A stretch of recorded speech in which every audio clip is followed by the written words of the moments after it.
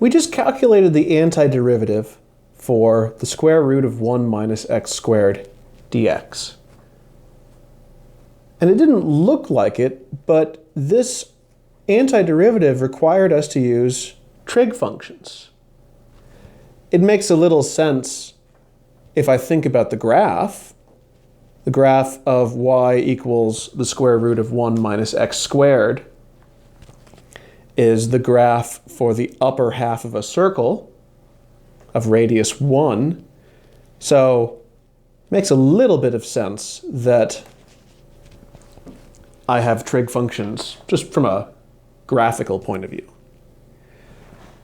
But what if my formula was different?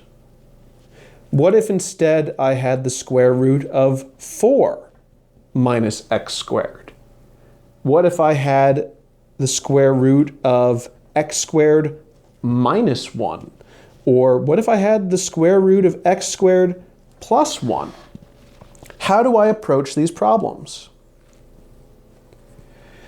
The thing that helped me on my previous problem was that when I was stuck with the square root of 1 minus x squared, well, I remember that 1 minus sine squared of theta equals the cosine squared of theta. That was my trig formula.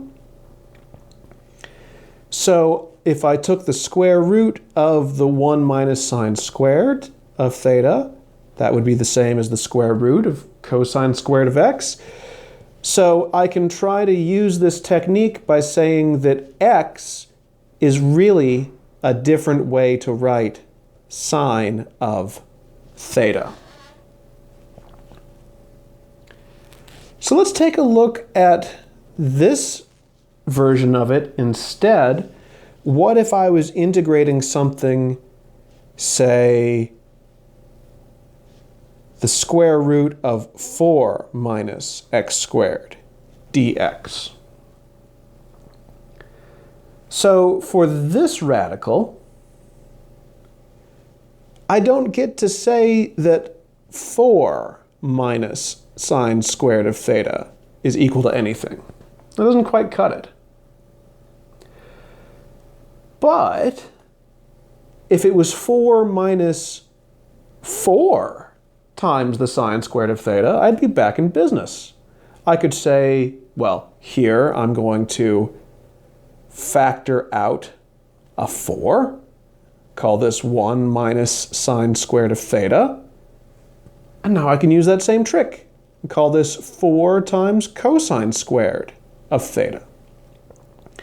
So to get access to my trig substitution again, to use this formula again, I will say that x equals 2 times the sine of theta.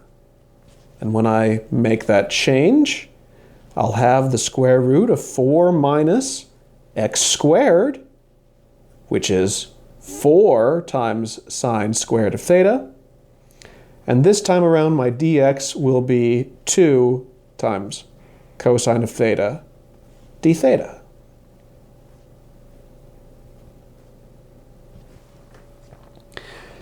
So the rule here is to get rid of the square root of some constant, a squared minus x squared. So a is a constant here.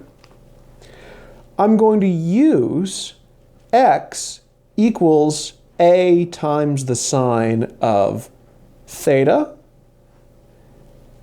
And then that will give me access to the formula a squared minus a squared sine squared of x, sine squared of theta, is equal to a squared times the cosine of theta. That's the trick.